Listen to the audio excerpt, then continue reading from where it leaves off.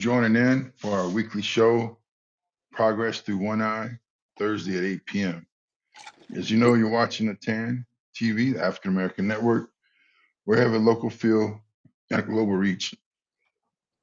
You know, Anwar, we're talking about some of the different questions that we have been asked. And one confusing question for quite a few people is, what is prep school, traditional prep school, versus what we're seeing, non-traditional. Yeah. Okay. Um,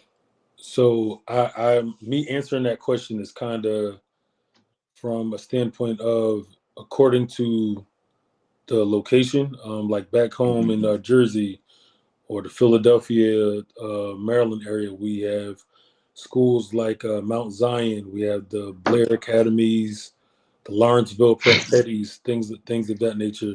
Those are schools that there's an actual campus.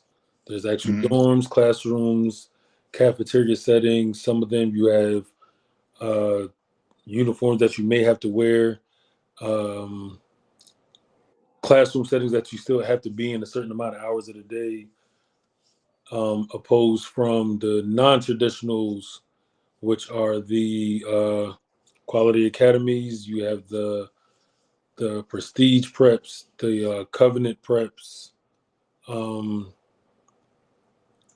just different programs of that such. Pretty much the breakdown is programs that have campuses and programs that do not. A lot of people look at the non-traditionals as just student athletes that are showing up to places and just playing basketball and traveling. I can't speak for every program because even as far as Quality Academy is concerned, um, we do have some form of academics that we do have throughout the week, for one, and the same time being the academic background for every program changes according to what academic standing student athletes that you have.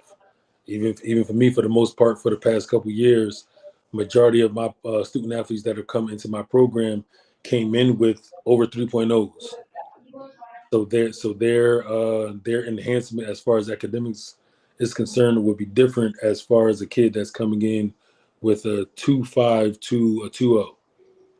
Mm-hmm. You have the option for the most part, again according to the program, with also taking actual college credits at your local community college, wherever you are from. Again, if it's a non-traditional post-grad program that's already having or getting some kind of attention, or already is notarized, Mm-hmm. a lot of times they are bringing guys in that just need that extra year to be marketed to college coaches in general, like they were not um, marketed to back in high school and stuff like that. So them coming into a situation where, again, like I said, they may not have a lot of academics that needs to be enhanced. And again, it's primarily them coming to just be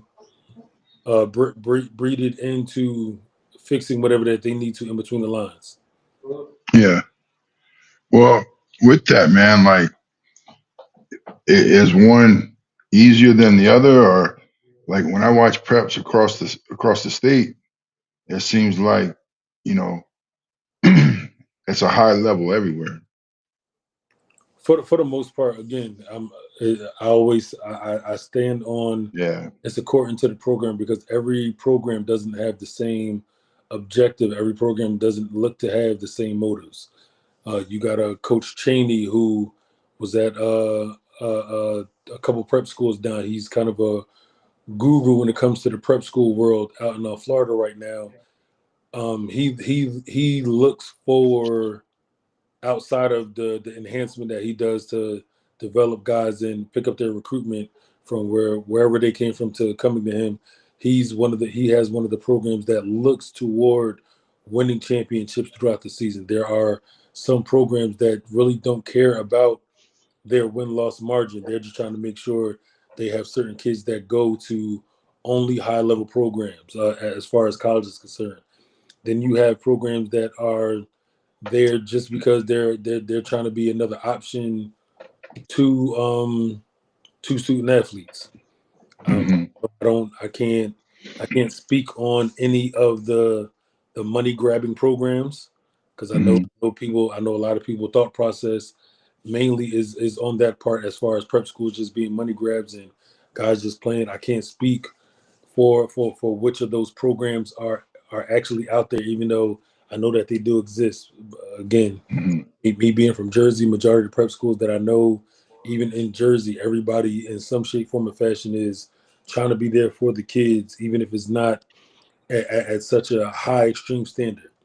Everybody's goals at the prep schools back in New York, Jersey, and Maryland, everybody's goals isn't I got to have a D1 kid this year. There are programs that are literally just I want to make sure a kid that came into me that hasn't even talked to a college coach in high school. I want to make sure that he at least gets that experience and whatever he gets is beneficial. But I do know the programs that their kids have to go D1.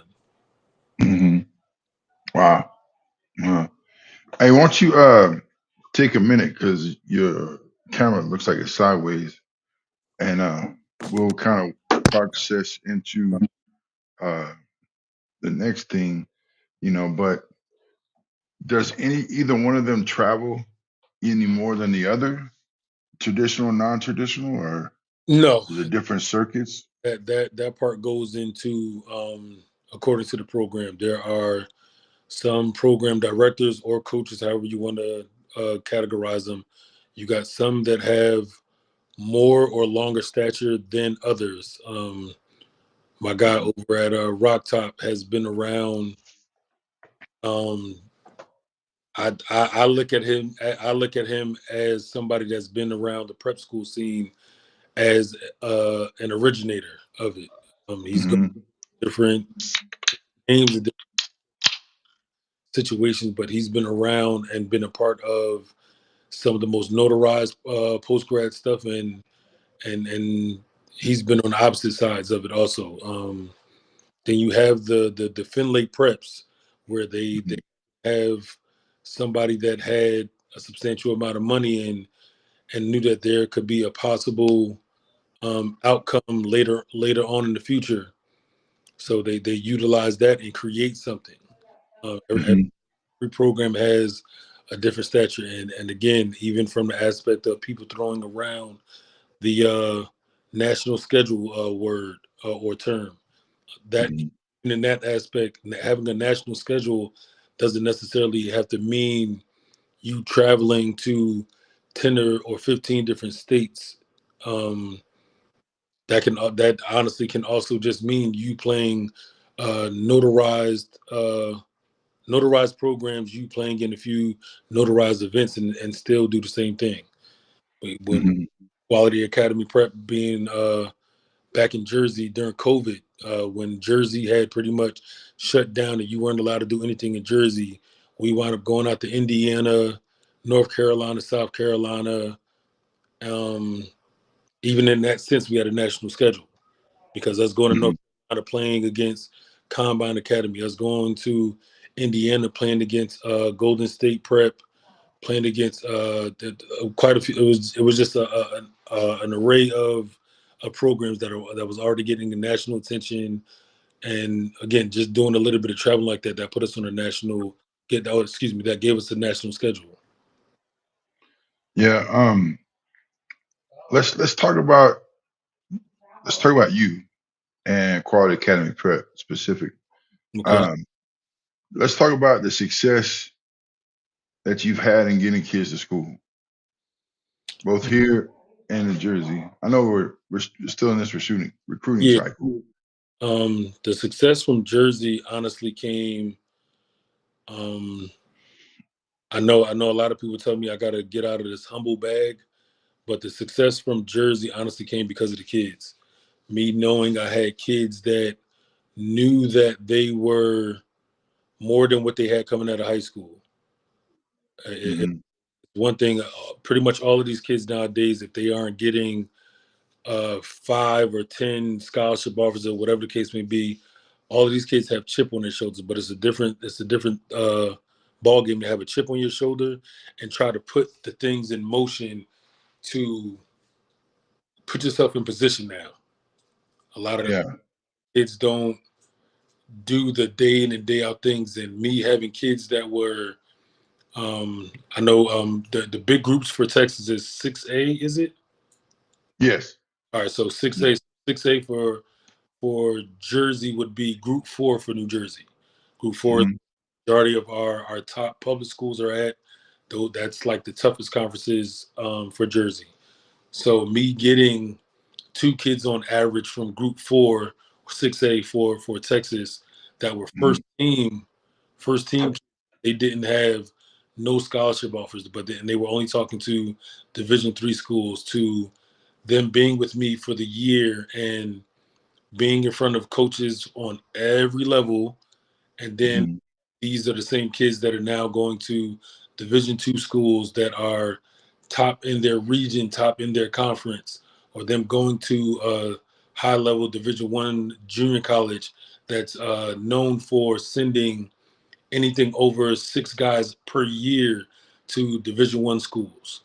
Like things like Mm-hmm. that make a difference. So even in the hindsight of me not being somebody that only markets my kids to NCAA schools, me somebody that doesn't only market my guys to junior college schools. I pay attention to all the levels of college basketball and just try to make sure that I don't limit the marketing to guys.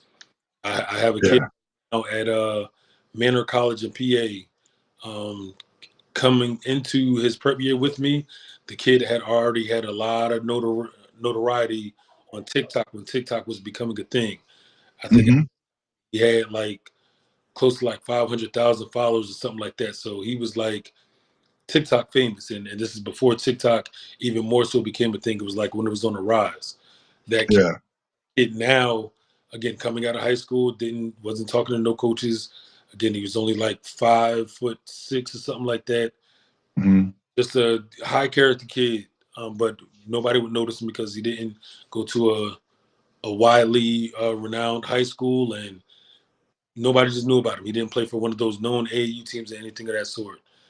The kid right now just finished off. I think he just made first team all USCAA and finished top 10 in the nation in almost like 8 categories.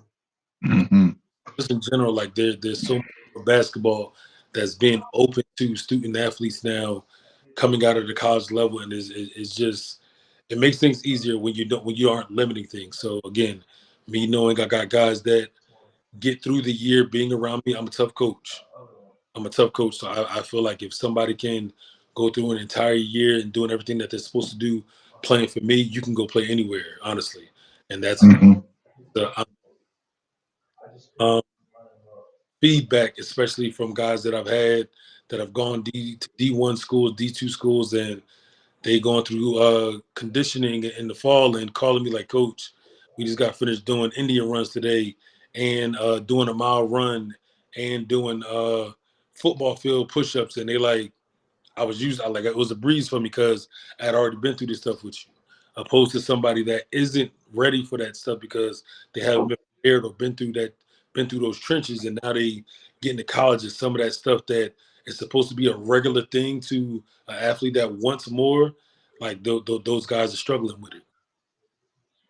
Yeah, I can see that. I can see that, laying that solid foundation uh kind of goes into what we talk about on Dusty's notebook Yeah, about the track and about the miles and about those things, putting them in. But it's much more than that. I Uh, had we had conditioning the other day for Progress Only, the AU program, and mhm. one of my guards, Sammy Medina, he finished in 5:22 to be exact. Like Wow. just in general, like most kids are going from high school season to AAU, and they kind of drop down from the work ethic because everything with them now is just me playing, me playing, me playing. They're not doing some of the extra things, and knowing that I got my AAU guys getting into the weight room, getting to the core and agility stuff, and trying to get them out on the tracks and making sure their stamina is above average. Having a kid like that finishing in that time now, when he gets to college, and that college coach is saying the guards got to finish in 5:15 and the forwards got to finish in at 5:45 or that 6. Like kids Hmm. are already bred to be ready for that stuff and be ahead. Yeah, that's a good point, man. Um, you know, one other thing, and then we'll talk about some stuff. But how do you see, or how does high school and or AAU coaches holding kids back? Because you see it, you hear about it, but coach is always right. So as the persona, you know, but how do you see them holding kids back? I would say that answer can go two ways. One would be how they're preparing them. Again, a lot of high schools don't do weight room year round. There's a lot of high school coaches that are um, not running systems that are going to be like what these guys are going through when they get to college. Again, I've still to this day have had guys that don't know the difference between transition and half court set. Hmm. Is that don't know what an Iverson cut is, what a Spain is, what horns are. Like they don't know the different abbreviations for the different sets. Like you gotta know that stuff because going into college, I don't care where you play at. Like that's no one else Common. put you ahead. No one those things put you ahead. These kids don't know when to and when not to, and that stuff is always a contestament to the AAU programs that the guys are playing for or the high school coaches. If you as a high school coach, if you're not preparing these guys for these sets and for shot selection and things of that such, or emphasizing the percentages and time frames of what shots are going, what plays are going, like you got to do all of that stuff because that's what college basketball is. And Yeah. from the AAU side, the I think the major difference, again, it's according to the AAU program, just like it is according to the high school. When you're going from high school, and there probably being two, max three guys that are substantially good, and then after that, you don't have anybody to bang out with in practice to get you ready for games. A lot of high school teams, they're going against their JV team in practice. We already know the JV guys aren't well prepared on a day in and day out basis. The JV team probably is going to whoop on them one to maybe 2 days out of the week, but they're not going at them the way that they need to be going at them. So these guys Hmm. being prepared. Now you go to AAU season where you got one kid from. Correct me if I'm wrong. I'm trying to get San Antonio. Hmm. Uh, Yeah. trying to get in tune. You may have one kid from Judson, another kid from Steele, another kid from TMI. Like when you got those all of those mixture kids all on one AU team, now you're not the man. Now Hmm. you're a part of that puzzle, which now prepares you more for college than high school does, just for the mere fact that now you got to make that adjustment with playing with equal talent, if not somebody better than you. That's not Yeah. it's not a thing. It's not a thing that a lot of high school coaches are emphasizing, unless it is that high school that has that tenure with having talent, or unless it's that high school that is has talent on a regular basis, year in and year out. But the You know, other part that plays a significant factor, and I know we go through it at Jersey, is whether or not the coaches that are on staff are full time or not. If your coach isn't on, mm, if your coach isn't full time at your high school, a lot of times the high school coaches, they don't have the access that they need to develop their guys.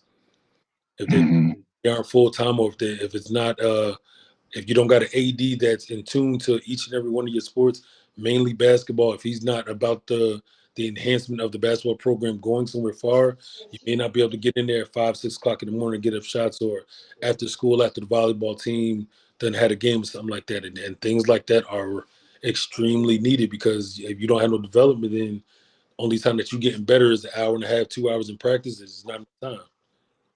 Yeah, that's that's one that I can get behind. That last statement, you know.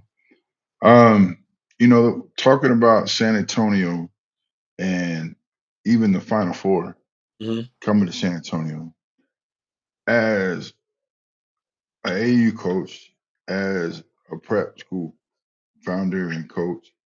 How are you going to take advantage of this Final Four? I look at the Final Four like I do going to basketball camps. Um, it's a time to see guys that you haven't seen in a while, but it's Mhm, also a time to introduce yourself. Key thing with basketball, especially on the court, I tell my guys a lot of times, even my guys that are shooting jump shots, mhm, stop shooting like you're shooting in the drill. Like, be cocky when you're shooting.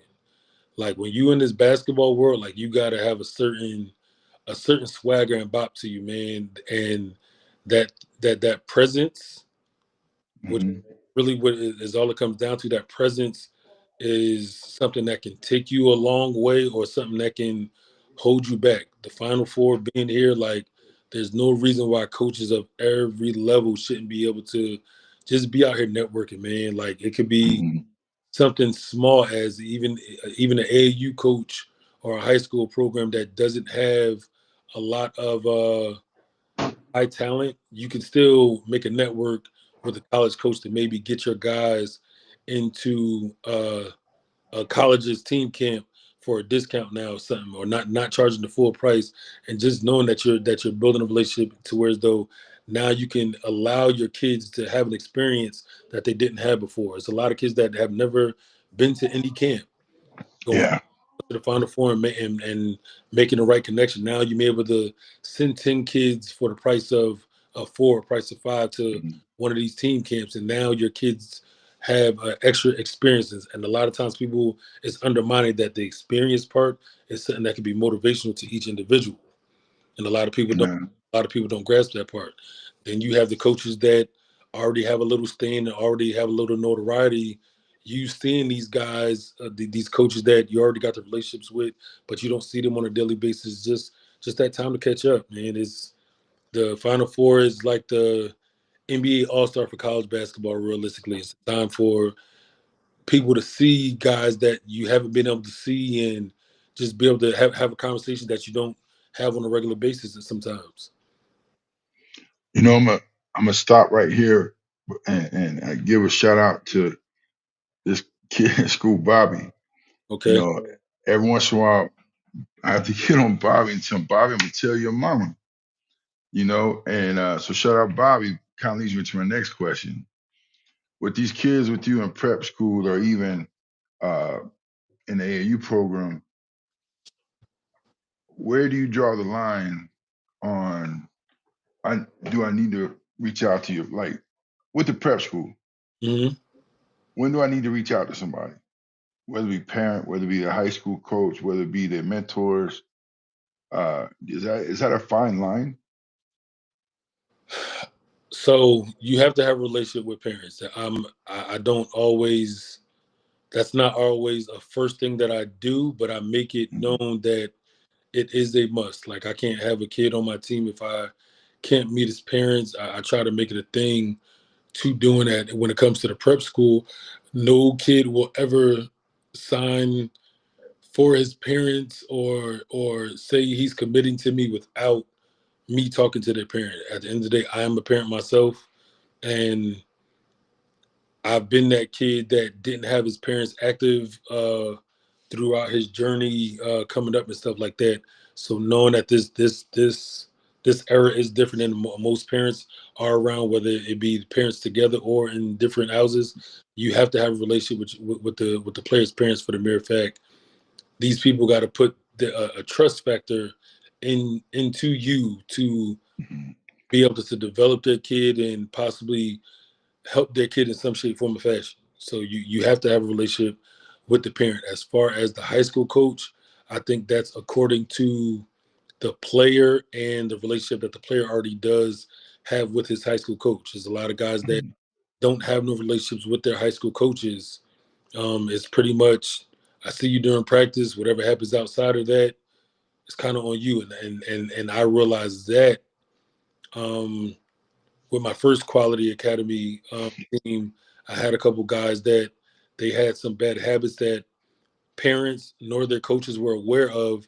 Again, because 9 times out of 10, there are parents that are working 1 or 2 jobs. By the time they come home, these kids are already in bed or playing their video games, about to go to bed, or high school coaches that, again, like I just said, just they only see them during the time frame of practice, so they don't know Hmm. what kids are doing outside of those extra lines and stuff like that. Um, it's different, man. But I'm big on. I don't mind communicating with anybody. I don't Hmm.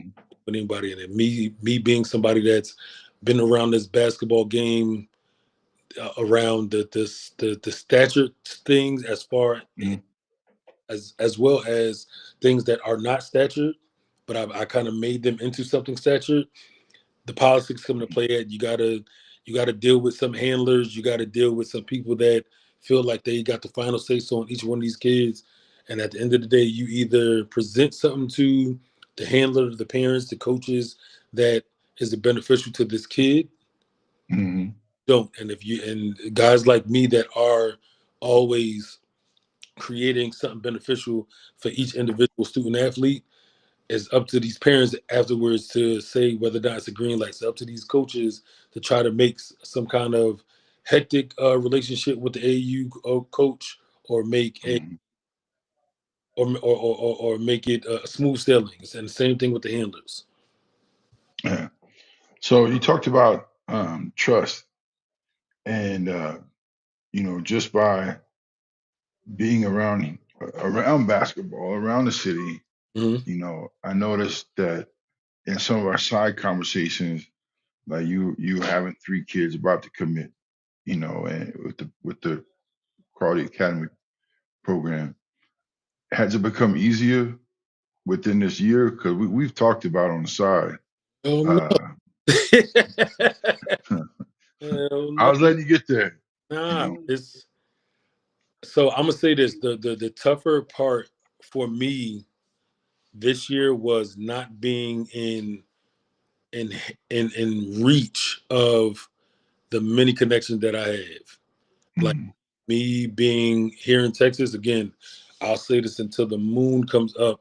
I got blessed having a previous player of mine that did everything the right way, from muscle going on up, and him having previous coaches and also business partners now while he's a pro, that mhm, the moment he found out that I was out here, he actually was the reason why I started getting connected with certain people.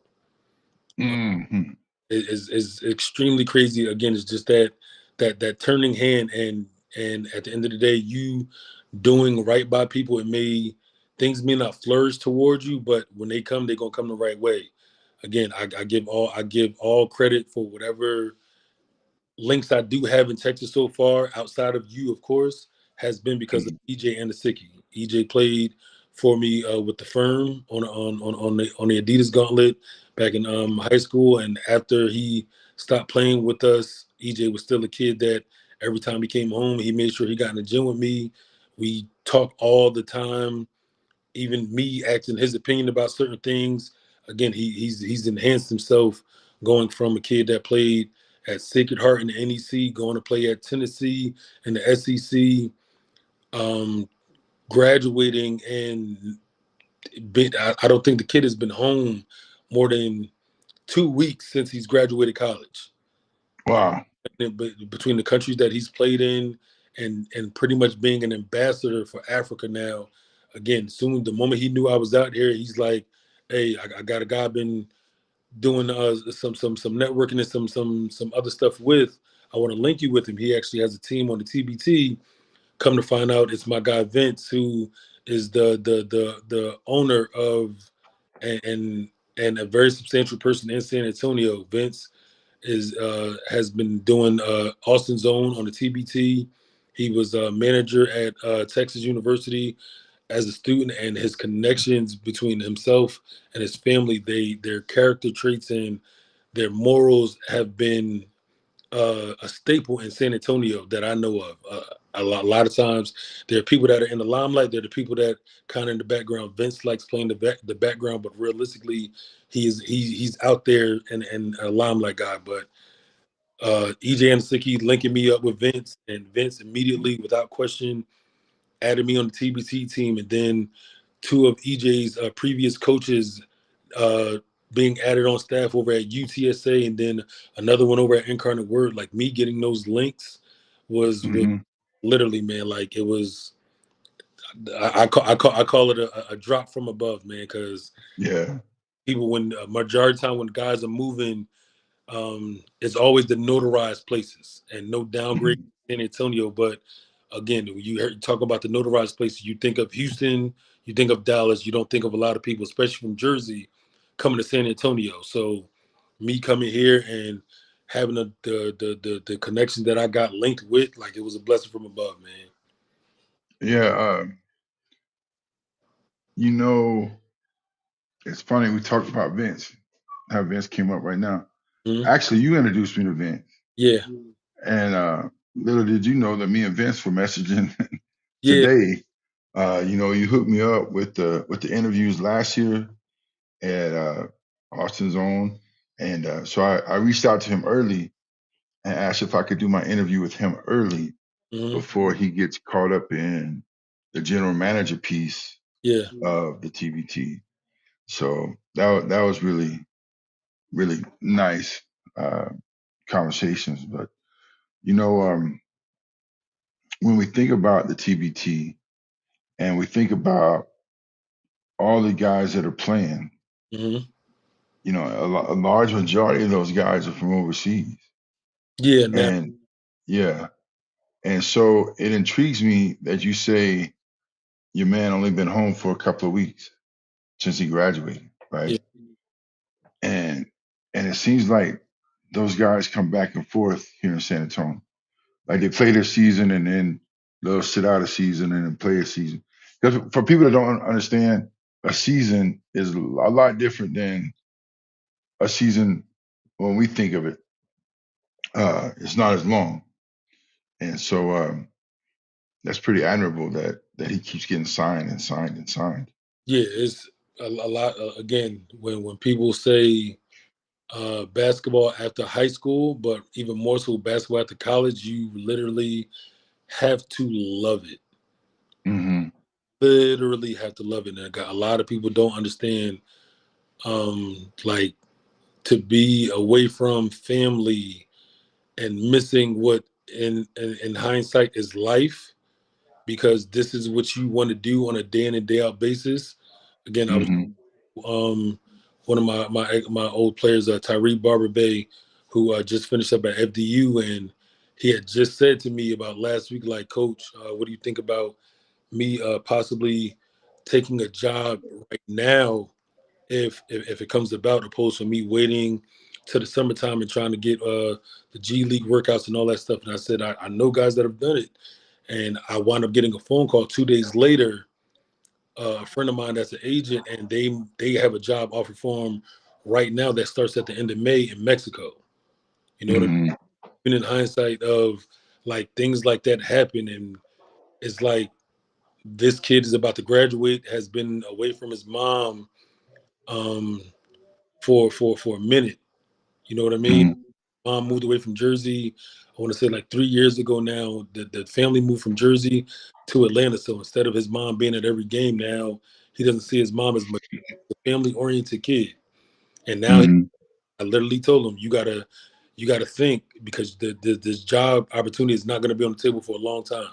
Like you Hmm. gotta so within the week if you want to take this opportunity or not, because it's either you answer now or somebody else is gonna get that job offer. And if you take that job offer, you got to understand you're waiving seeing your mom from May until possibly next May. Hmm. Because depending on the country that you're going to, especially countries like May, they have that season that's going from May until August when other guys are home. trying to prepare to see if they're going to go overseas somewhere, or trying to get a call to one of these training camps, something like that. Like places like Mexico and El Salvador and stuff like that. That's their time frame for the pre guys to see if they go to the eight to the first leagues and the big. Hmm. So I told him, you got to make that decision to comprehend. If you do take this offer, you may not see your mom until next, because you're going to leave in May, and by the time that part is done in August, you'll probably be getting picked up by a higher team offering more money and go right over to that next team. Yeah, I've seen that. Yeah. Yeah, like it's different mentally. The one person I talked to a lot of guys is my friend Devon Giles. Devon Giles graduated high school in Jersey, went to JUCO in Texas, then played for Bob Knight at Texas Tech. And between that time frame of graduating high school, that time frame of graduating high school to him getting signed, Devon Giles for 18 years may have been home no longer than a month and a half. Wow.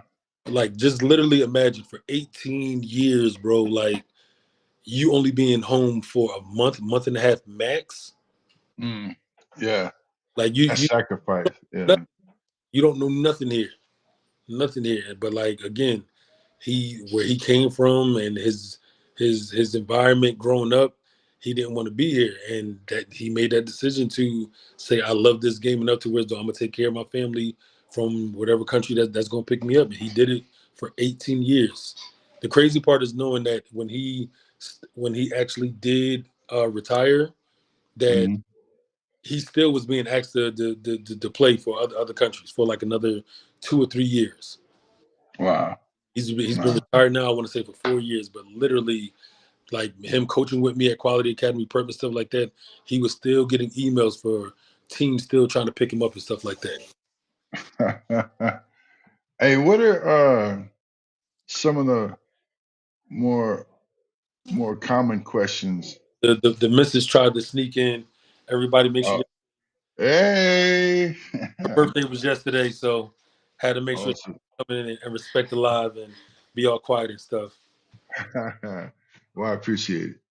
Uh, what are some of the common questions that you receive either during recruiting a young man for the prep, or that's asked of you from parents?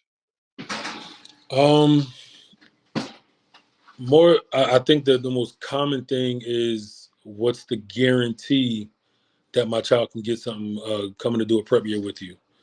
And again, there are, like I said, like we started the conversation off, there's different programs, there's different coaches, there are car salesmen, there are straight to the point people. I live on the quote knowing that I can guarantee get any of my players into college, but they will determine what level they go to. So if we're Yeah, facts. Yeah. going out to Jersey and we're playing in the Mary Walker Showcase that I host every year, and I got uh, coaches on the live stream, coaches actually come to an event. If we're going to the Prep Nationals down in South Carolina, and kids are walking past Kentucky, Syracuse, and these coaches that I know and have relationships with, or these coaches are sitting right there for 10 minutes to see if it's something worth looking at, and then they may walk off, or they may come for 10 minutes and stay and watch the second half. That's your time frame for proving to what level that you can and cannot play. Like, you got that time frame coming to these coaches. You got to prove when these coaches are watching. Again, we had a practice for AAU last week, and a friend of mine that's on staff at Seton Hall, he chimed into the live for about 3 minutes. You may not have seen Yeah. the 3 minutes he was watching. I had another friend of mine that was coaching at Chattanooga chiming in on the live stream. He told me that he watched for about 10 minutes. Then I had another Hmm. that's coaching at St. Peter's. He told me he watched it for a minute but didn't see anything. It's not up to me to try to persuade these coaches this kid is ready for you. This kid is ready for you. At the end of the day, I know what level the kids that are playing for me are capable of playing at and being substantial. But I can't uh I can't finalize what these coaches are going to give a green light to and are not. But at the end Yeah. of the day, like if you're doing something on the court that you're supposed to be doing, then like it's going to come out. Hmm. Yeah, it's interesting how it may be the best player on the court, but it may not be the need for the program. Yeah. You know, they might be locked in with 3 point guards. Hmm. They're probably not looking for you. Man, You know. it's crazy to like that you have coaches that may want a point guard, but they may want a point guard that's 6'5". Hmm. You may have a coach that wants a five that's really a stretch forward because they don't want anybody over 6'9". Like it's different. It's I had a coach. I don't want to specify who it was, but I literally had a coach I'm talking to last week, and I'm asking them like, "Yo, what are y'all trying to bring in? I know I'm gonna have a couple kids this upcoming year, and I don't normally, but I know I'm gonna have a couple kids that's gonna be in the portal. Like, what are y'all trying to look for? He's like, we need a 3-point shooter. I'm like, oh, I got a couple kids that knock stuff down. They're like, yo, if the kid don't shoot over 39%, like, don't even bring him to my table. Like kid Hmm. over 39 in order to be like that's a high percentage, Yeah, it's a high number. very high Yeah. percentage.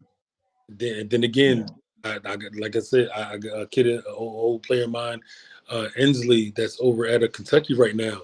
He's been notarized this year for being one of the best corner 3-point shooters.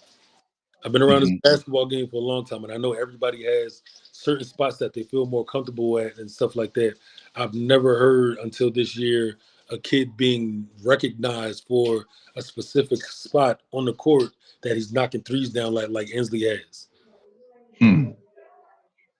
Yeah. You know, let's talk about the tournament right quick. All right. You got busted on anybody yet? No, I actually haven't. That's the crazy part. Um, Yeah.